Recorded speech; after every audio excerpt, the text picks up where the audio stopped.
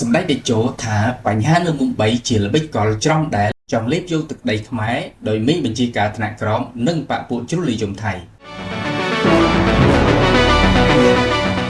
សម្ដេចតេជោហ៊ុនសែននាយឧត្តមសេនីយ៍ផុតលេខផ្កាយមាស5សរសេរលើទំព័រ Facebook ថាការកាត់ឡើងនៅមុំបីចំនួន3ថ្ងៃមុននេះគឺរឿងច្រំដែលនៃល្បិចកលដែលចង់យកទឹកដីកម្ពុជាដោយមានបញ្ជាការថ្នាក់ក្រោមដោយមានការគ្រប់គ្រងពីក្រមជ្រុលនិយមរបស់ថៃផងដែរសម្ដេចអះអាងដូចនេះតាមរយៈទំព័រ Facebook ផ្លូវការនៅម៉ោង 11 យប់ក្បែរនឹងកណ្ដាលអាត្រៀតបន្ទាប់ពីសម្ដេចអះអាងថាពួកជ្រុលនិយមថៃចូលមកជេរប្រមាថសម្ដេចក្នុង Facebook ដែលជាចេតនាចង់បំផ្លាញទំនាក់ទំនងល្អរវាងរដ្ឋាភិបាលនិងប្រជាជននៃប្រទេសទាំងពីរកម្ពុជាថៃនិងចង់ដុតកម្ដៅឲ្យមានការប្រយុទ្ធគ្នារវាងកងទ័ពប្រទេសទាំងពីរសម្ដេចអះអាងថាក៏មានជនជាតិថៃមួយចំនួនចង់ឲ្យកម្ពុជាដកទ័ពចេញពីតំបន់ដែលកងទ័ពកម្ពុជាកំពុងឈរជើងដើម្បីជៀសវាងការបង្វែងប្រវត្តិសាស្ត្រសម្ដេចតេជោបញ្ជាក់លើ3ចំណុចដូចខាងក្រោម1តំបន់មុំបីនេះជាទឹកដីកម្ពុជានិងត្រូវបានកងទ័ពកម្ពុជាឈរជើងតាំងពីមុនកិច្ចព្រមព្រៀងទីក្រុងប៉ារីទៅទៀតមានន័យថាមុន MOU ឆ្នាំ2000ប្រហែល13ឬ14ឆ្នាំ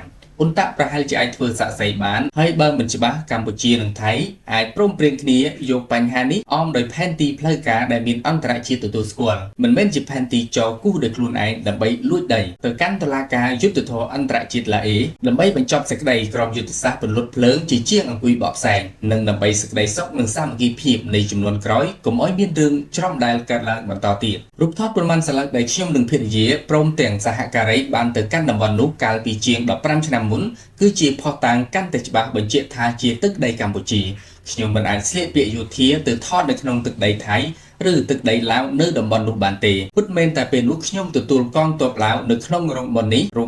វបានភ្លើងឆេះកាលពីប្រមាណឆ្នាំមុន3កម្ពុជាមិនអាចដកទ័ពចេញពីទឹកដីរបស់ខ្លួនតាមការទាមទាររបស់ភាគីថៃបានឡើយ4បែបនេះគឺជាក្បួនដែលអតីតនាយករដ្ឋមន្ត្រីថៃអភិសិទ្ធវិជ្ជាជីវៈនិយាយមកកាន់ខ្ញុំចំពោះមុខប្រធានាធិបតីឥណ្ឌូនេស៊ីកាលពីឆ្នាំ2011ថាសូមភាគី2ដកកងទ័ពចេញពីតំបន់ប្រាសាទព្រះវិហារទាំងអស់គ្នាខ្ញុំនិយាយទៅកាន់អភិសិទ្ធវិជ្ជាជីវៈថាខ្ញុំមិនអាចដកកងទ័ពចេញពីទឹកដីរបស់ខ្លួនឯងបានពេលទៅវិញឯកឧត្តមត្រូវដកកងទ័ពឈ្លានពានរបស់ឯកឧត្តមចេញដោយគ្មានលក្ខខណ្ឌគួរឲ្យដឹងថាកាលពីព្រឹកថ្ងៃទី28ខែឧសភាកងទ័ពថៃបានលបលួចបាញ់ប្រហារមកលើលានដ្ឋានដែលជាទីកន្លែងឈរជើងរបស់កងទ័ពកម្ពុជាក្នុងភូមិតេជោមរកតឃុំមរកតស្រកជើងខ្សានខេត្តព្រះវិហារបណ្ដាលឲ្យព្រឹទ្ធបាលឯកសួនរ៉ោនបាត់បង់ជីវិតក្នុងសម្លៀកបំពាក់ខោខ្លីគ្មានអាវបន្ទាប់ភាគីថៃលបលួចបាញ់ប្រហារមកលើភាគីកងទ័ពកម្ពុជាភាគីកងទ័ពខ្មែរបានឆ្លើយតបទៅវិញនាំឲ្យប៉ះទង្គិចគ្នារយៈពេលប្រមាណ10នាទីទៅបញ្ចប់ក្រោយមេទ័ពកម្ពុជាថៃចរចាតាមទូរស័ព្ទយ៉ាងណាមិញជំវិញករណីនេះកងទ័ពកម្ពុជាក្រុមការបញ្ជារបស់នាយករដ្ឋមន្ត្រីបានបញ្ជូនកងទ័ពនិងអាវុធធនធ្ងន់ទៅព្រំដែនដើម្បីការពារព្រំដែនពីការឈ្លានពានរបស់ថៃបន្ទាប់មកនៅថ្ងៃទី29មេទ័ពជើងគោកកម្ពុជាថៃជួបចរចាគ្នានៅច្រកទ្វារអូស្មန်រយៈពេលជាង1ម៉ោងក្រោយការចរចាកម្ពុជាប្រកាសថានឹងមិនដកទ័ពចេញពីទីតាំងប៉ះទង្គិចឬឈរជើងនៅទីនោះដោយគ្មានអាវុធឡើយ